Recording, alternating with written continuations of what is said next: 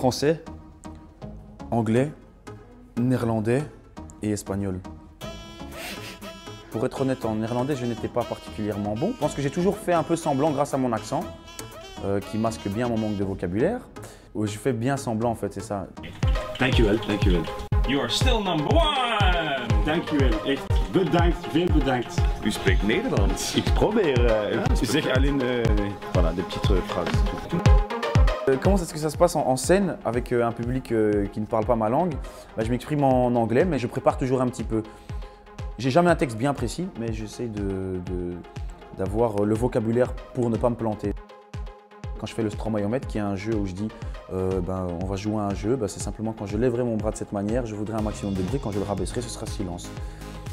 Dans un anglais stromaesque, ça fait When I put my finger like this in the air, I want you make some noise and you put your hands in the air. Alors les gens ils font ça me laisse le temps de préparer ma phrase suivante. When I put it down, it's silence and you stop. Are you ready?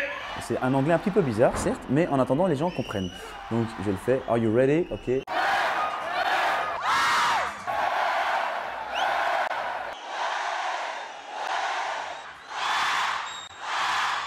Écoute, j'ai fait un gros effort déjà, je dis Te quiero dans ma chanson. Un autre aussi, c'est Peace of Violence, qui est un des titres de l'album aussi. Qu'est-ce qu'il y a encore d'autre? Summertime aussi.